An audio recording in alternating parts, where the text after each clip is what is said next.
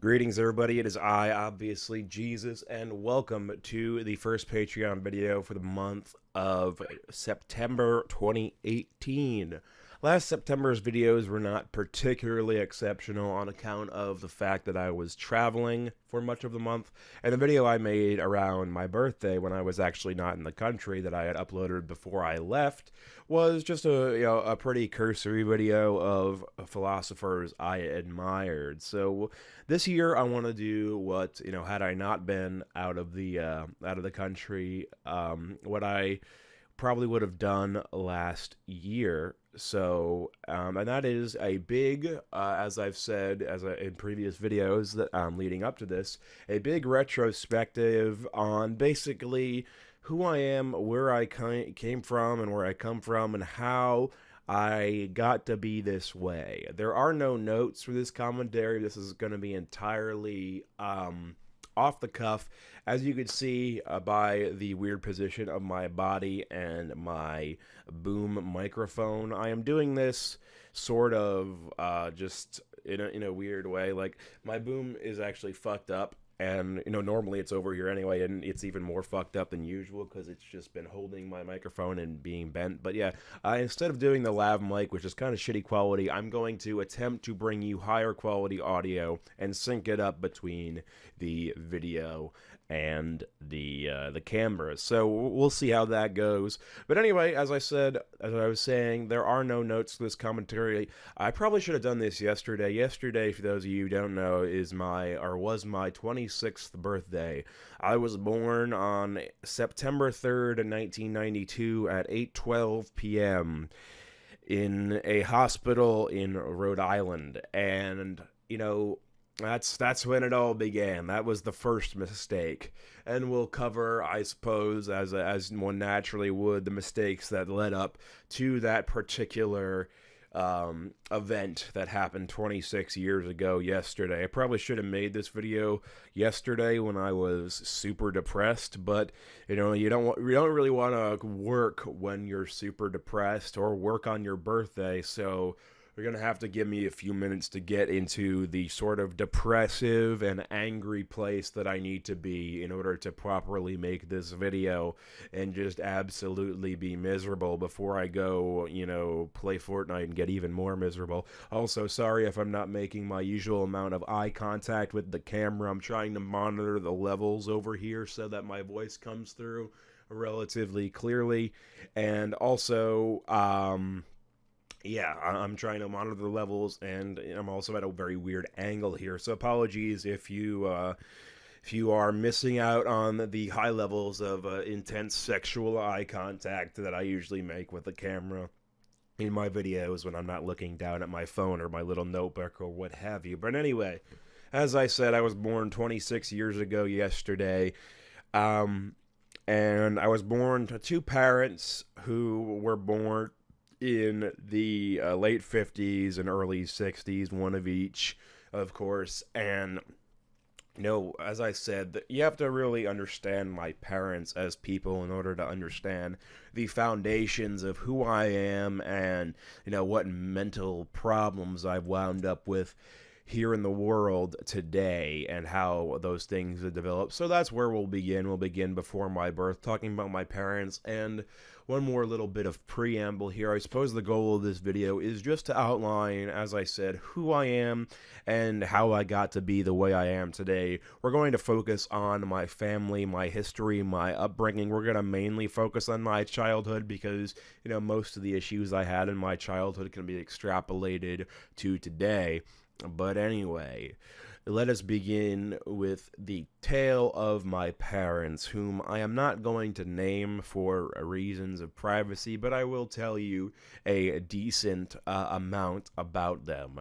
So, anyway, my father, 5 years elder than my mother, met her when he was in the Navy in Newport, Rhode Island. There's a Navy base there. Not really used much these days, but yeah, he was in the Gulf War, I think. He wasn't a fighter, but he had joined the Navy at 17. after losing his own sort of sense of family, as I would come to do many, many years later. But anyway, when he was growing up, he always had a very strong work ethic. His family was not particularly wealthy. um, he worked from the age of like 12 or 14 at a donut shop because it was like the early 70s, and there were no like strict child labor laws, and they would pay you under the table or whatever. So yeah, he was always working to have more money to support his family. But ultimately his parents got divorced. His mother and his father, as mine ultimately did as well, argued amongst themselves after they got divorced. They talked badly about each other. They were not sorry, I'm a little bit sick. But, they talked badly about each other, and, went as far as my father's mother, my grandmother, turning him in a moment of weakness against his father. And as a result, he did not speak to his father for 22 years, which only ended after my birth, and my mother encouraged him to reconnect with my grandfather. But yeah, my father's parents got divorced. There's a long history of divorce in my family, a long history of people failing at relationships, a long legacy that certainly, if you've watched my previous videos, I have not escaped. Thankfully, I've never actually been divorced, but I might as well have been. I lost, the love of my life on account of basically growing up with no proper models for relationships. But anyway, I'm getting ahead of myself. My father, his mother remarried eventually. She remarried an asshole. We ultimately found out that he was a very, very nasty, terrible asshole of a person. But, even at the time, it was more of just, my father not liking having a stepfather, not liking his parents being divorced. And so at age 17, he went into the Navy. I'm not going to tell you the super, private details of his life, but suffice to say, he went to the Navy, he went down to Florida, he met a girl, got his heart broken, and that was basically when he became the sort of hardened person that he was when, I first met him after being born. So, it's strange because usually you think of people in the military, they lose their individuality, they become very regimented, and they become assholes, when they go into boot camp. I guess, it's to his credit that my father lasted a little bit longer and had sort of an interpersonal falling out with somebody be his ultimate downfall. But suffice to say that, during his youth in the military, he, for, the good of his survival in that environment, he cut himself off from his more emotional side that was more similar to me, and became a very different person. And then, as part of being in the Navy, he met my mother. And I don't really know a whole hell of a lot of, what happened with my dad in his 20s. I could probably figure it out if I did the math right now, but um, I think he met my mom in his late 20s, so I don't really know what happened between, age 18 and age, like, 28 for this man. He doesn't really talk about it. I'm not sure there's entirely much to talk about other than, being in the military and going around the world and, doing shit and fixing ships and boilers and stuff. But yeah, he essentially became a closed-off person, and the only emotion that he was ever really in touch with again for a very long time was his anger. And unfortunately, he was, much that way, not only when I was born, but before then when he met my mother. And my mother was a woman from a fairly abusive family relationship. She lived and grew up on the island, as they call it down there, the island that contains Newport, Middletown, and Portsmouth here in Rhode Island. And yeah, so she grew up on that island and was always surrounded by Navy personnel who were down there for training, or were based there and were waiting to ship out or what have you. And so my mother originally was dating a different guy in the Navy, but through him, she met my father. And she comes from a particularly abusive relationship, or abusive family situation as well. Her father died when she was very young. I never got to meet him. I only met her once, but her mother was very, physically and mentally abusive. And her father, she talks about him with these sort of rose-colored goggles that you might have, when a parent dies, when you're a particularly young child, you're not even into your teens yet. But she did tell me once that he, when she was one time in the hospital with really bad, I think it was really bad asthma, because we have not only bad mental health issues on both sides of my family, but also bad physical health issues. So I have a lot of great genes. I have a lot of really good genes floating around in my body and my brain that I inherited. And one time when she was young and in the hospital and her father was still alive, he apparently told her that he felt sorry that he had brought her into the world, because she was experiencing so much pain. And this actually, the reason I mention this is because, I've had several conversations on this subject with my mother, and, she feels that, even though he was definitely the nicer of her two parents, he, his saying that haunted her for a very long time and probably still haunts her to this day. And that's why, even when I confront my mother, as I have both my parents, and tell them that, they made a mistake by bringing me into the world, that they failed to protect me in the most surefire way possible you can protect a child from pain, which is not to have a child at all. Um, she refuses to say that she made a mistake or that she regrets bringing me into the world, because even though I suffered so much, even though I want her to admit that she made a mistake, she doesn't want to make the same mistake that her father made to her by telling her that that he was sorry that he brought her into the world and that he had made a mistake. And again, as good as highly as she speaks of him, of his skills as a father, apparently, I have the distinction of, and we'll talk about this in just a second. I have the distinction of being a planned pregnancy. My mother was not a planned pregnancy, and she was um, essentially the product of a drunken night between her two parents, where her father had, he wanted his last, he wanted another try at a son. He never got his son. He had three daughters. But and I don't know really any of my mother's family. One of her sisters died recently, and I never knew her. I only met her mother once. I think I mentioned before, but yeah, I only met her mother once. Her mother was a terribly abusive, Portuguese woman. Not that being Portuguese really, matters. It's just a weird language. Like, it's strange, because my mother is a half Portuguese and I'm a quarter Portuguese. I'm more Portuguese than anything else. If you really think that your blood is a quarter something, I don't really care about, ancestry. I don't care about fucking 23andMe or $100 DNA tests so you can go and say you're 9% black and start saying the N-word or whatever. But But yeah, I don't think that ancestry really matters. But it is kind of funny that I'm more Portuguese than anything else, because we never had any real Portuguese culture besides like eating linguiça when I was young, and before I was vegan.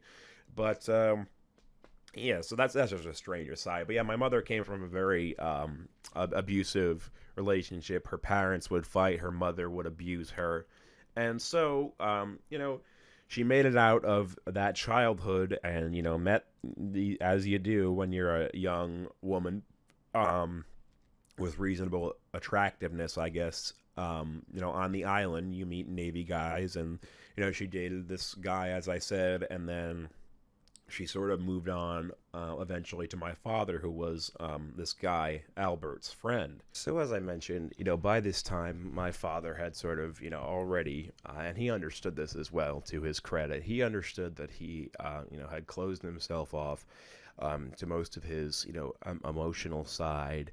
And, because just to shield himself, my mother says that he, told her that he would try to push her away or hurt her before she hurt him because of the trauma he experienced in the past. And, she says that, at that time he was still romantic, he could still be open. So he still had, some semblance by her account.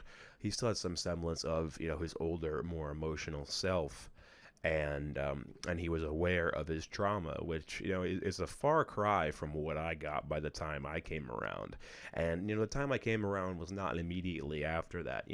As I said, I have the distinction of being a planned pregnancy, and I suppose I should be thankful in a sense for that, because not only did they plan me, my parents waited quite a long time, years. They dated for years and were married for several years as well, and they got a dog to sort of trial the idea of being parents and being responsible for a younger creature. They did all those things correctly in order to sort of prepare for the idea of having kids. But of course, there were problems as well, especially later on towards my birth.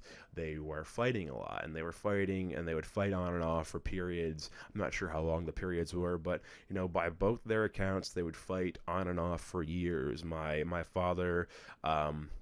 My mother always had, mental issues, as you do when you come from a traumatic childhood, and my father, as aware of he was, admittedly, to some degree, of his own issues, he never really, up until like 5-10 years ago, maybe he never really mastered the art of handling those issues in other people. He understood his heartbreak, he understood his anger issues, but he never really understood my mother's issues of like bipolar disorder and depression particularly well. So when those things came up in her, he didn't really know how to deal with them. So they would fight, and she would say he's withholding, he would say she was lazy. She resents him to this day for being withholding with money, even though they agreed that she would give up work to become a mother when I was born. There was a lot of resentment both before and after my birth, a lot of lack of compassion from this sort of very regimented man for a mentally ill woman, and they would treat each other horribly. And I'm getting a little bit ahead of myself, but after I was born, I remember them fighting, and contrary to the stereotypical idea, it was as often, if not more often, it was my mother being physically aggressive with my father and throwing things at him, and he would yell and he would maybe smash things. But if anything, she was often physically the aggressor, which is not a good light to view your parents in. But again, I'm getting a little ahead of myself. I was conceived in a time where there had been a few months of non-fighting, and they thought they had leveled out. They thought they had stabilized their issues and whatnot. Thankfully, I was not a child who was intended to be used to stabilize their marriage. Again, they were smart enough in some way to say that they were going to stabilize themselves before they had a child, so that's good. But ultimately, the mistake was still made, because they had been together, dating or married, for 8 years almost when they decided to have me. And they decided to have me predicated on a few months of not fighting, a few months out of 8 years. And that, to me, is the big mistake, because the best, as my therapist often says, the best indicator of past behavior is, the best indicator of future behavior is past behavior. And it's really a risky gamble for the child to think that you're going to be able to save them from yourself fighting because you've had a whole few months of not fighting. Having a child introduces so much stress into this situation, especially early on. No one gets any sleep. The mother can have postpartum depression issues. I'm not sure if my mother did, though. I don't really know. But, I remember her, some of my earliest memories of her was just being in bed all day, from my she would take care of me during the day, and then my father would come home, and it would be his job because she would go right to bed. Um, so yeah, having a kid introduces so much stress. So it was extremely naive of them, and they made a very very bad gamble, a very very against the odds gamble with my existence, with my 80 years of life that I'll probably get if I live that long. Um, they made a very bad gamble, and I I lost. I, more than either of them, lost. They were already alive. I didn't have to be. I mean, I guess in a deterministic sense, I had to be because things were just playing out the way they were. But I still, regardless, resent them, and I resent them even more for to this day not admitting that they made a mistake. And my father went on to have another kid who hopefully will have a better life than me, but I'm sure he's got his own psychological issues, and I hope he doesn't come to regret his existence, of course. But it very well may happen because my parents were not equipped to deal with each other or to deal with the stress added to their lives by having a child. And that is the fatal mistake, very literally, because I now have to die, having been born. They made a fatal mistake that I have to live with long after they are dead, in all likelihood, unless I get hit by lightning tomorrow or something.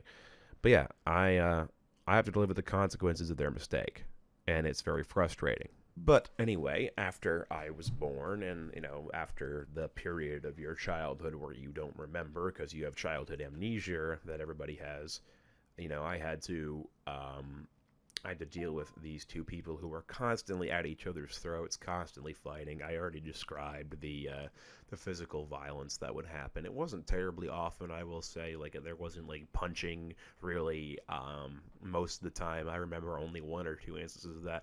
It was more just hostility and breaking inanimate objects around me. But I remember hiding under the table while my parents were fighting. I remember it was a small house we lived in. I liked the house. I would actually, despite all the traumatic memories there, I would like to live in that house one day and hopefully redeem it, and maybe have my own family in that house one day. But that's really neither here nor there. Um, as I grew up, I remember, sitting in my room, that tiny little house, thin walls. I could hear them arguing in the kitchen. There was no escaping it. My therapist told me recently, even when parents fight in front of their children, they're being selfish because they're putting their desire to, hash things out with their spouse who has become their enemy, essentially. They're putting their desire to fight over the desire to, create a safe and comfortable environment for the kid. So my parents failed me. And this is one of the things that I want to talk about this video. This is one of the main themes and main points of this video. My parents, when I look back, they both say to some degree, my mother is more apologetic, but, both my parents to some degree say, oh, we did our best, and when we couldn't do our best anymore, we quit, and then we did our best as, divorced people. And, I don't think that's necessarily true, but even if it is true, in all cases, you have to stand up for yourself in this life and say when somebody's best isn't enough.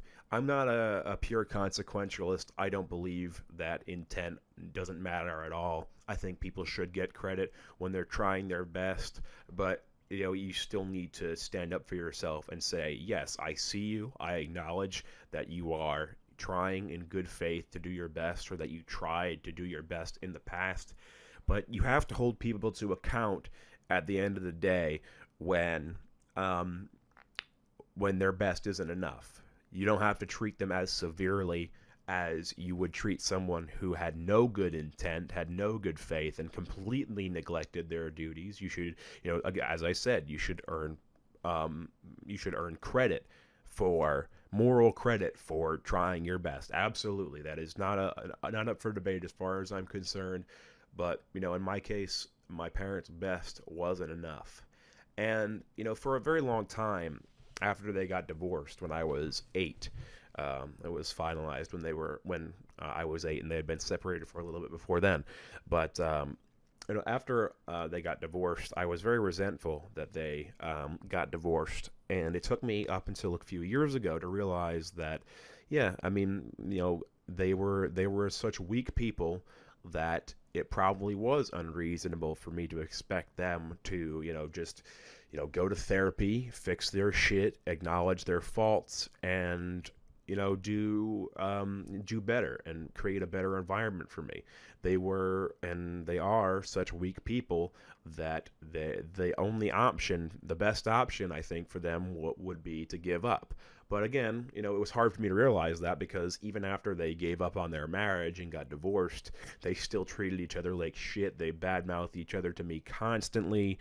They made me the messenger boy. They played, I played them against each other, of course, as was my right, I think. But, they used me to carry bad messages from, one parent to the other, which is absolutely one of the worst things you can do as divorced parents. They were totally immature, and one of the reasons I think that it was so hard for me to accept the divorce was because it really didn't change that much. It changed my living situation, but the hostility was still there, just a little bit more remote.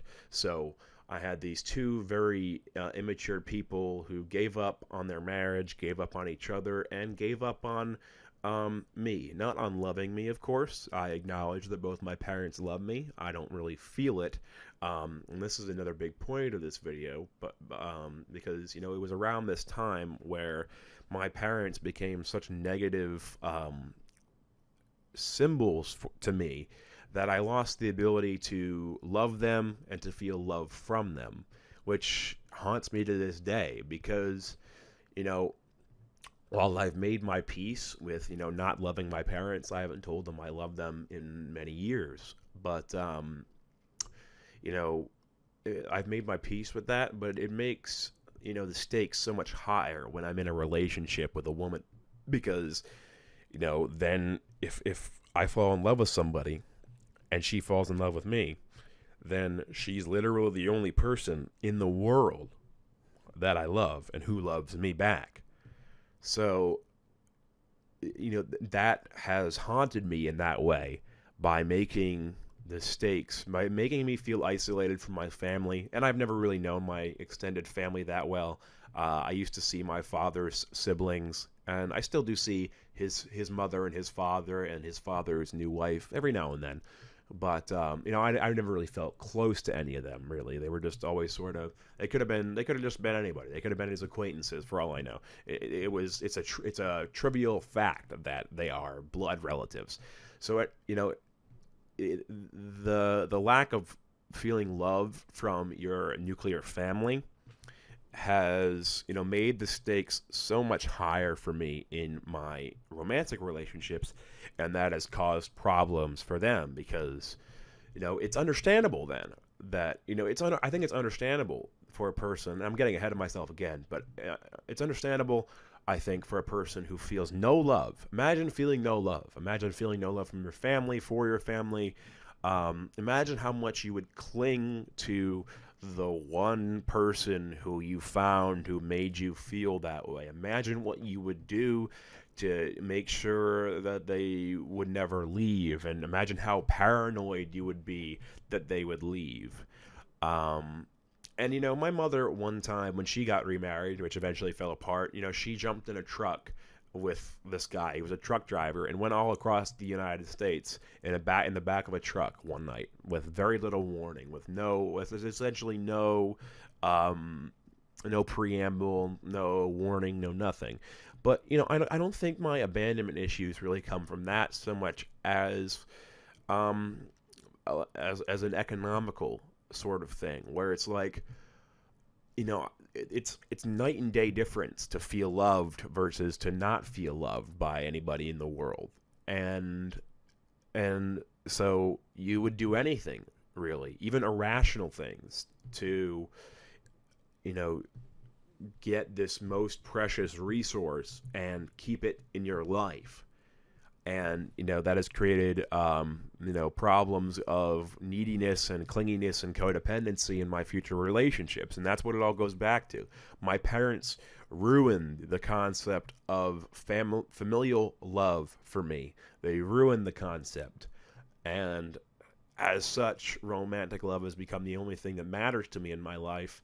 And um, I drove people away with my desperate desire for it, and it keeps me massively depressed to not have it.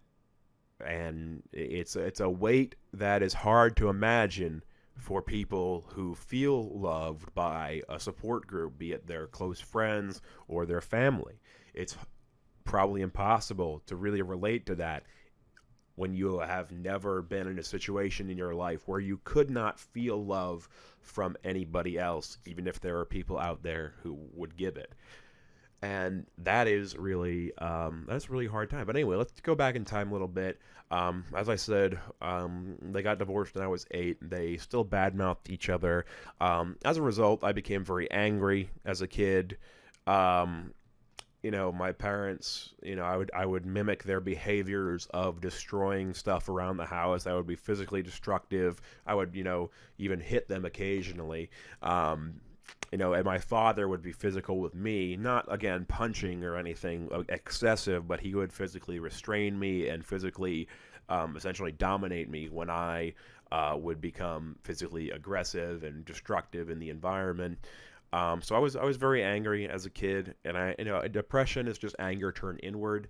And I've had this sort of ebb and flow of anger in my life, where when I was very young I was angry, and now I'm more depressed, but I still get angry a little bit every now and then. But you know I've had this ebb and flow of that anger that has always been there, because I grew up in an environment of anger, and I don't think you can expect anything besides anger out of a person who grows up in an environment of anger. And I don't want to talk about school too much in all this, but school, I was always great. I had problems on like the first day of first grade where I didn't want to go into school because I was so attached to my home life and being with my mother, and we could talk about that just now. But school was always a nice escape. But at home it was often, especially when I was younger, a fight of like it was always like me and my mother versus my father, and that persisted for a very long time. And that probably contributes to my neediness as well, because your model for your female or relationships with females is your relationship with your mother as a man or as a boy. And so my father, who was always the more openly cruel one to me, the more physical one, the more aggressive one, the more emotionally unavailable one, the one who would go away 2 weeks every so often on account of being in the Navy Reserve at that time. He was always more distant in every sense of the word. So a lot of the times, and my mother was very giving, because I think she felt bad about the environment that I was in. So it was her and me versus my father a lot, which really, I mean, he earned it in a way, but looking back, it's unfair. It wasn't my responsibility to fix it, of course, because I was a child, but it was not ideal. But I grew attached to my mother as well, and so that hurt even more when I lost the ability to feel love and love her.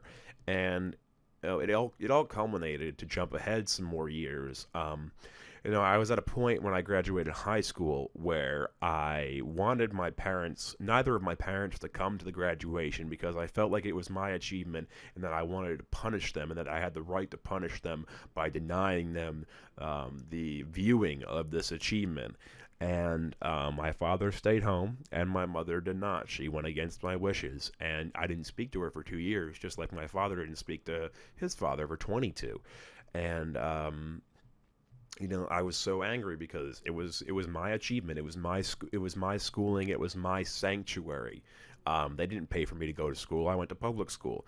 It was my sanctuary school, and I wanted them to feel denied the right to invade that sanctuary and feel pride for, something that they had not contributed to. I mean, I suppose that, they did contribute to it. They both bought me books and made sure I was, educated and stuff. But, it was my sanctuary. I had to do it apart from them. I had to keep them out of it because it was my sanctuary. So, you know, and that was around the time my mother went on her little random ill-advised truck trip as well.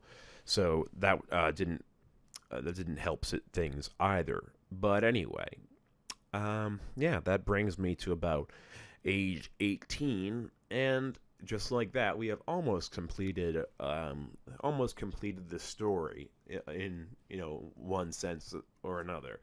Um, there was a girl I sort of dated during that time, but she wasn't really. She was kind of kooky and weird, and had all these sort of like I don't know. She was a little bit manipulative. She was seeing me behind the back of her actual boyfriend, and then I don't know. It was stupid. And then I dated a woman I knew from high school in my first year of college. We stayed in touch, and she broke up with me, as I've talked about in previous videos, for reasons of clinginess. And then the same thing happened when I broke down, when when the real first love of my life, when the love of my life that I still love to this day, she had to go away for a job, and then for study abroad for school. And I remember crying so hard in the airport, because I knew that we had only been together for 4 months or so at that point when she was leaving, and we were about to spend 6 months apart. And as I talked about in this video, it was so unbelievably hard to imagine spending 6 months apart from a person and trying just to talk on Skype every day, and having not only the distance and the remoteness of your connection and not being able to touch the person. And not only that, but she would be off having this wonderful experience that I'd be having none of. And just that gulf of time and space and experience, I knew it was too much for me to handle. So I got so sad on the day she left, because I knew that I couldn't do it. I knew I couldn't hold myself together through that amount of time. And of course, ultimately I did. Wind up driving her away with my constant nagging for her to change her plans and to come back. And I just ran that train right into the ground, because I am a starving person. I have been starving emotionally for a very, very long time, and even then I had been. And it doesn't get any better. And you will do desperate things. You will do things that are irrational. You will do things that drive people away from you in a misguided attempt to have love in your life when you've lost it for so long. And I'm probably missing things. I'm probably missing steps. Let's just go back over it in my head. I talked about my parents' history, my birth, the massive mistake of my birth, the situation, watching abuse as a child, being abused, not in a severe way, but in a way, by my father, feeling that it was him versus me and my mother. I forgot to mention that when I was angry, I was destroying stuff. My grandparents encouraged my father to make me a ward of the state. So that didn't help me feel close to my extended family either. Then my father got remarried, and I was still in that phase around that time. And so he had to split his time between me and keep me in a separate house away from them, his new family. which, prevented me from having, not that I wanted any kind of connection with them, but it certainly precluded me from, resolving those issues, which, still are not resolved to this day, really. They're a little bit better now, as I covered in a video where I made an overture to try to mend that wound. But, yeah, I had nobody.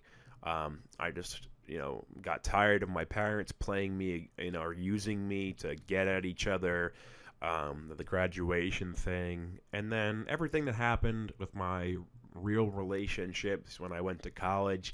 Everything that happened then was just a result of me having no good models for relationships. Thankfully, I am not a physical abuser. Thankfully, I am not that way.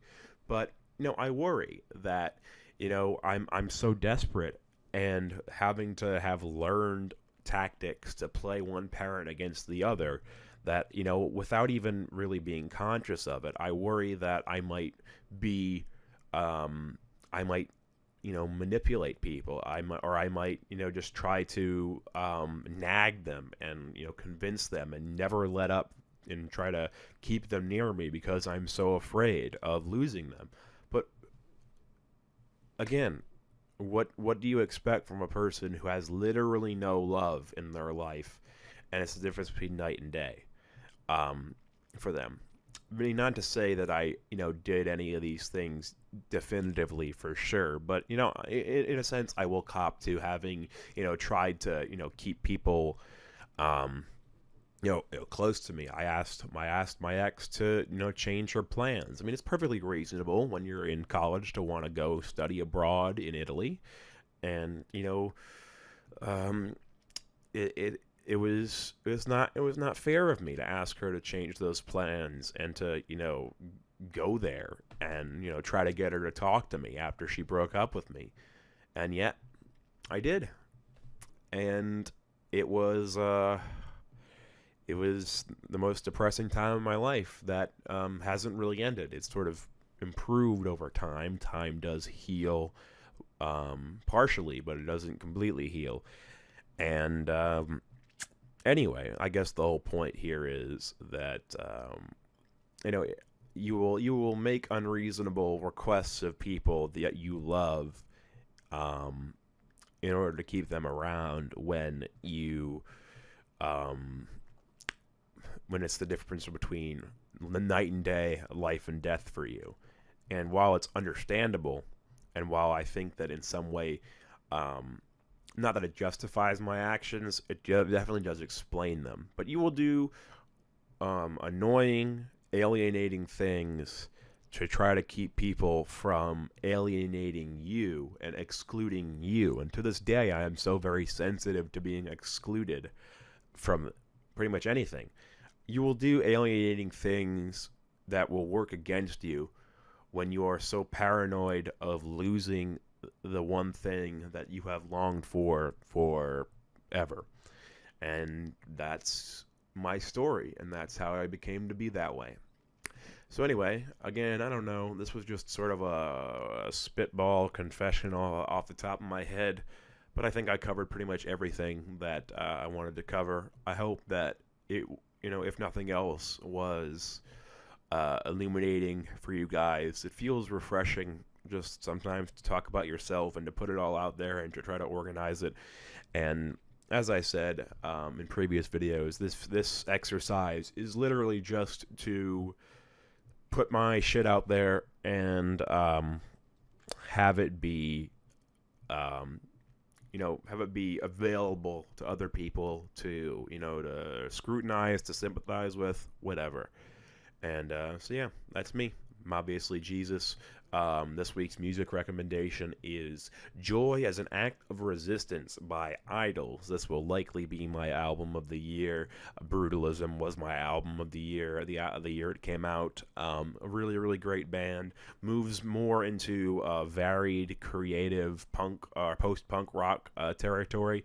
Very nice stuff. My favorite track is Never Fight a Man with a Perm, and I will link to that song on Bandcamp. You can go buy the album there. I do encourage you guys to purchase it because these guys really deserve it. They're one of the best bands coming up right now, and I can't say enough good shit about them. So anyway, I'm obviously Jesus. Thanks very much for watching. I hope it had some form of value to you. But anyway, hopefully the nice audio quality will help as well. I will see you next week.